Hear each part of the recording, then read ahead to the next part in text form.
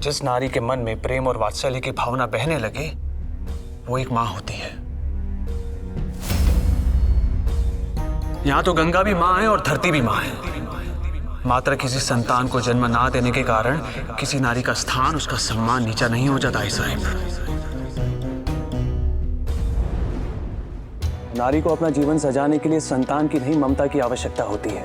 और अब भीव से ही यज्ञ करने के लिए क्यों कह रही है? आपको कैसे पता कि भीव में ही दोष है? भाऊजी में भी तो दोष हो सकता है।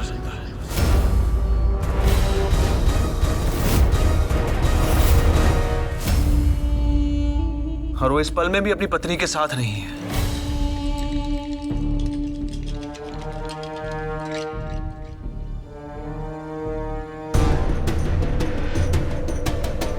हम आपसे कोई तर्क वितर्क नहीं करना चाहते। यज्ञ में कोई बुराई नहीं है और कौन जाने ईश्वर प्रसन्न होकर भाग्य का लिखा बदल दे। यदि ये यज्ञ ईश्वर का आशीर्वाद पाने के लिए किया जा रहा होता तो मैं स्वयं आगे बढ़कर आहुति देता। पर ये यज्ञ ये दिखाने के लिए किया जा रहा है कि पेशवा साहिब की पुत्री ने प्रयास करने में कोई कमी नहीं छोड़ी। और जरा सोचिए, इस प्रयास के बाद यदि यह असफल रही तो सब मेरी बहन पर उंगली उठाएंगे। भाऊजी को कोई कुछ नहीं कहेगा, लांछन लगेगा तो सिर्फ मेरी बहन पर।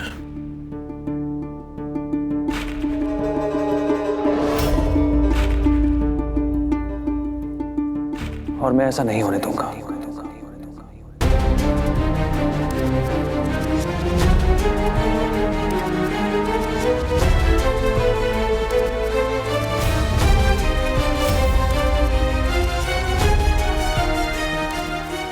बाबा भाई साहब से कुछ कहते क्यों नहीं?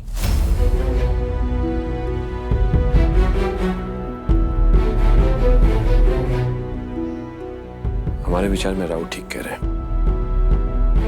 आपने अपनी हर संतान को बराबरी का पाठ सिखाया था और आज आप ही अपनी संतान में अंतर कर रही हैं।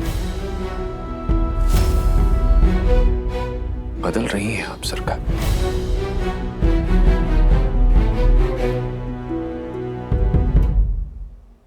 पता नहीं इस घर में सबको ऐसा क्यों लगता है कि हम जो भी करते हैं वो गलत करते हैं। ऐसा नहीं है आई साहब, आप भाऊ को जानती हैं। आपको पता है कि वो संसार की सोच से हमेशा उल्टा ही सोचते हैं। वाह पंडित जी, पोथों की जानकारी प्राप्त की, काश थोड़ा ज्ञान भी प्राप्त कर लिया होता।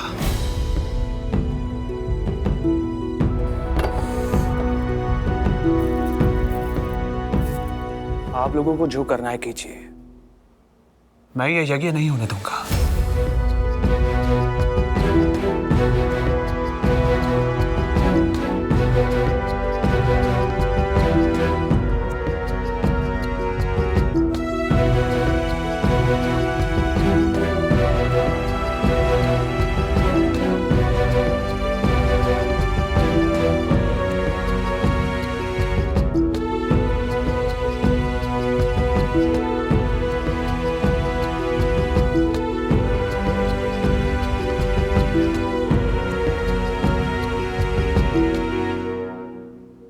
किसी ने खीर तो खाई नहीं।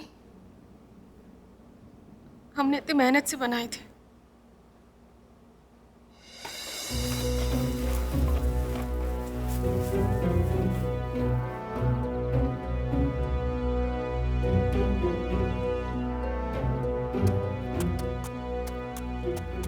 ये क्या बात हुई भाऊ? जरा सा क्रोध आया नहीं कि बादल को लेकर दौड़ पड़े आप? आप ही तो कहता है ना भाऊ कि समस्याओं से भागा नहीं जाता, उन्हें सुलझाया जाता है। हाँ, पर समस्या सुलझाने में जब संबंध उलझ जाए तो दूर रहना ही अच्छा होता है। जब आई साहब मेरी कोई बात सुनने को तैयार नहीं तो समझेंगी कैसे? बात तो आप भी नहीं समझ रहे ना भाऊ।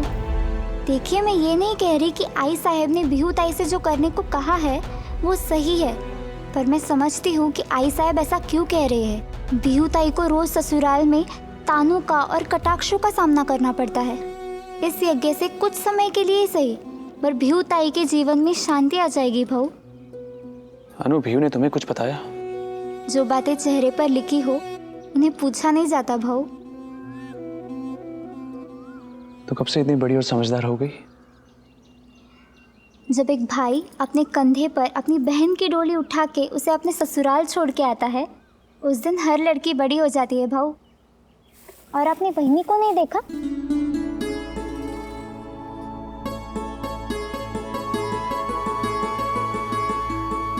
अब आप ये मत कहिए कि आपने ध्यान नहीं दिया कि वहीनी साहब कितनी सुंदर लगती है। ध्यान दिया है ना भाऊ?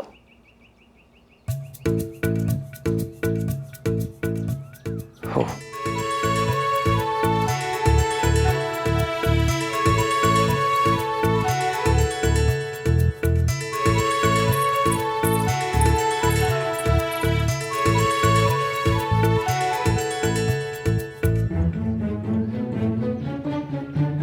अब घर आ ही गए हैं तो थोड़ा समय वहीनी साहब के साथ भी बिताइए।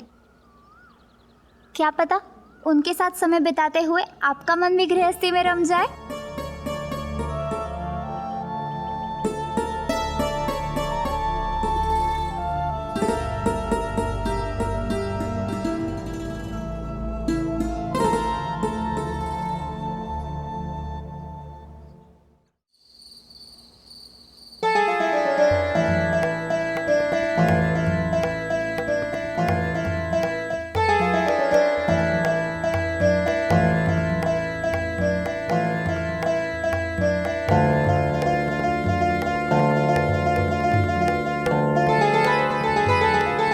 ऊंचे कुल वालों को ज्ञान देने का अधिकार उन्हीं को होता है जिनके पिता भी ऊंचे कुल के हो और माता भी।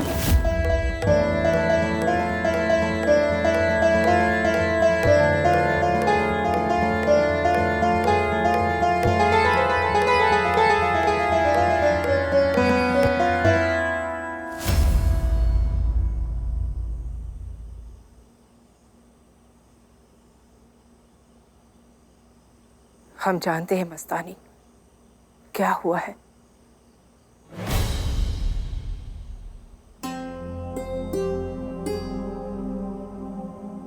मम्मी कुछ भी तो नहीं हुआ है।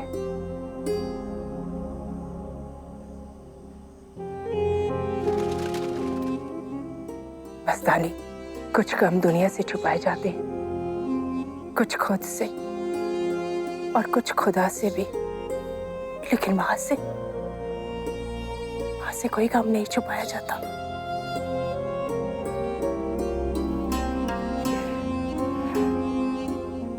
आप क्यों दिल छोटा कर रही हैं अम्मी?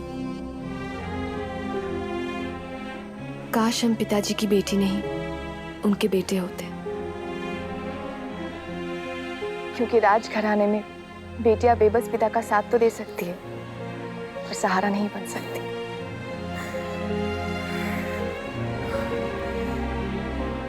पता नहीं हमारी इबादत में कौन सी कमी रह गई है जो खुदा ने हमसे नजरें फेर ली है। राजकुमारियों को विरासत में अपनी माँ से हीरे जवाहरात मिलते हैं, लेकिन तुम्हें सिर्फ विरासत में बेइज्जती मिल रही है। अम्मी,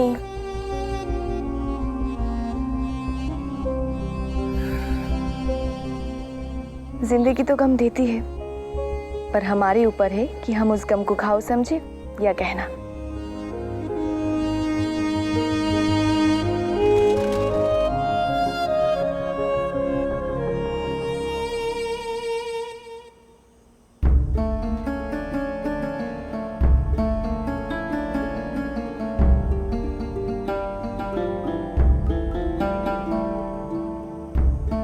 और तेल डाल नंदिनी,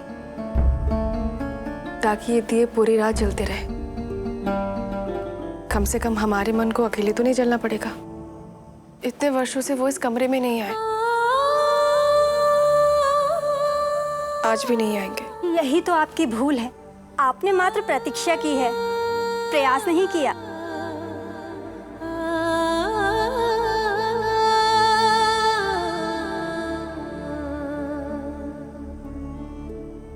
वो यहाँ नहीं आ रहे तो क्या, आप तो उनके पास जा सकती है ना।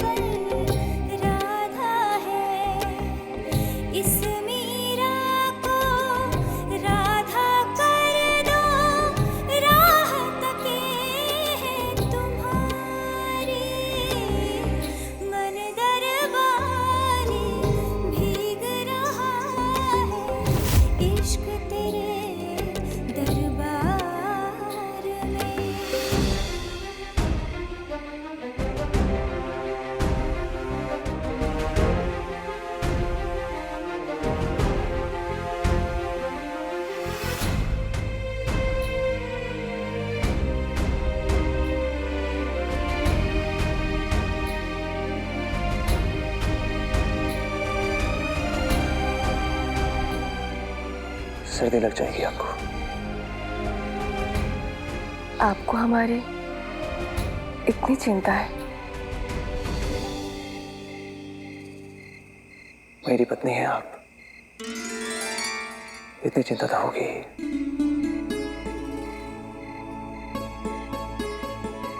आप जाकर सो जाइए। आप नहीं चलेंगे?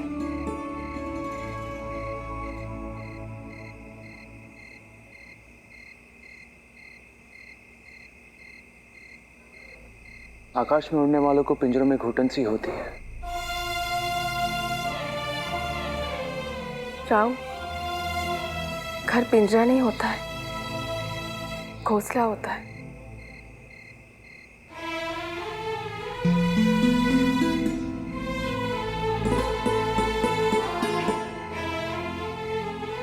वैसे भी आई साहब ने हमसे भी बड़ी बड़ी खिड़कियां बनवाई हैं। उनमें खड़े होके देखो तो पूरा सांसवाड़ दिखता है। मैं अवश्य देखूंगा। अब आप सो जाइए, अन्यथा बीमार पड़ जाएगी। जाइए।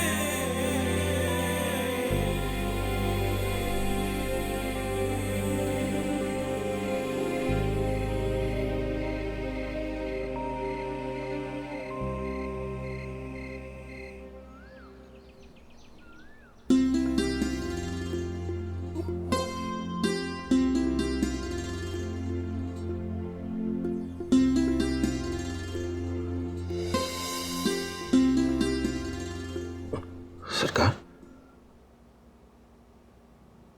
आप रात भर सोए नहीं? आंखों में अपमान का रंग इतना गहरा उतर गया कि रात भर नींद नहीं आई। ऐसा क्या? हमने आज तक कभी भी आपकी किसी भी बात को किसी के सामने काटा है कि कभी भी किसी के सामने आपकी किसी भी बात का विरोध किया है? कारण तो हमारे पास भी था। हम जब इस कमरे से बाहर जाते हैं तो अपनी पीड़ा, अपनी व्यथा हम साथ लेकर नहीं जाते। जो कुछ है वो हमारे बीच में।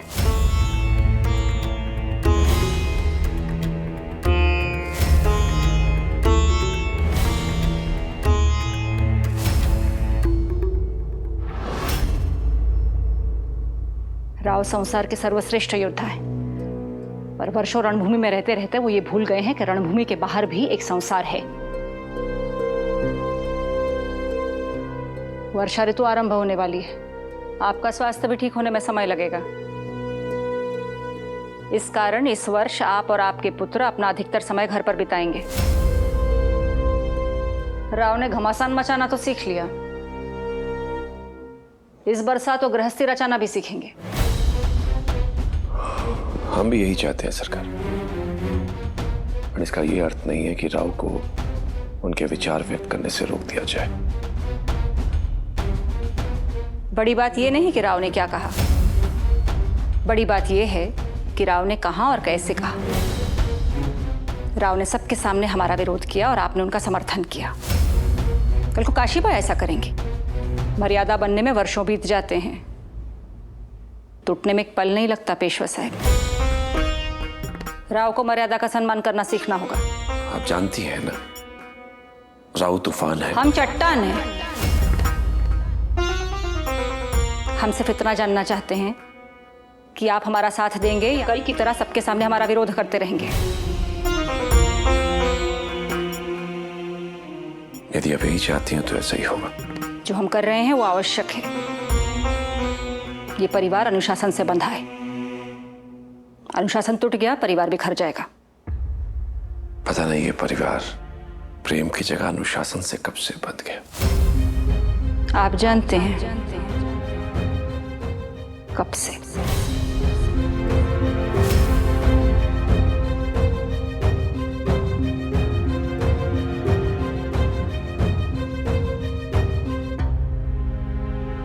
हम दोनों दिशाओं से आक्रमण करेंगे बाबा। आप पूरब से और मैं पश्चिम से। अब दिल्ली ज्यादा दूर नहीं है। अब हिंदुस्तान का दिल ज्यादा दिनों तक मुगलों के हाथों में नहीं है। और बाबा, हाँ? क्या आपको मेरी रणनीति पसंद नहीं आई? नहीं नहीं, अच्छी है, रणनीति अच्छी है। और अभी वर्षा ऋतु है, बहुत समय है युद्ध में। कमान तीर छोड़ने से पहले खींची जाती है, बहुत पहले नहीं। बाबा, मैं कमान से तीर नहीं छोड़ रहा हूं, सिर्फ तीर को धार लगा रहा हूं। सही कहा बाजी। और कभी कभी बुद्धि को विश्राम देना भी आवश्यक होता है।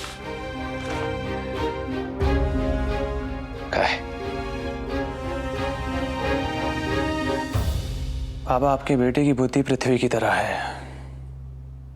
यदि एक पल के लिए भी रुक गई तो प्रलय आ जाएगा। प्रलय तो आ चुका है बाबू, और उस प्रलय का नाम है आई साहब। क्या बात है चिमा, इतना परेशान क्यों है? भाऊ, आई साहब ने आपको बुलाया है। बाबा को विश्राम की और आई साहब को आपकी आवश्यकता है। जाइए।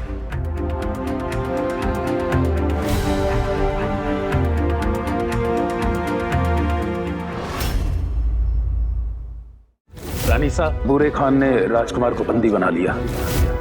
जो मुगल पिताजी के नाम से कांप उठे थे, आज वो इतने गुस्ताख हो गए कि उनके बेटे को कैद कर लिया।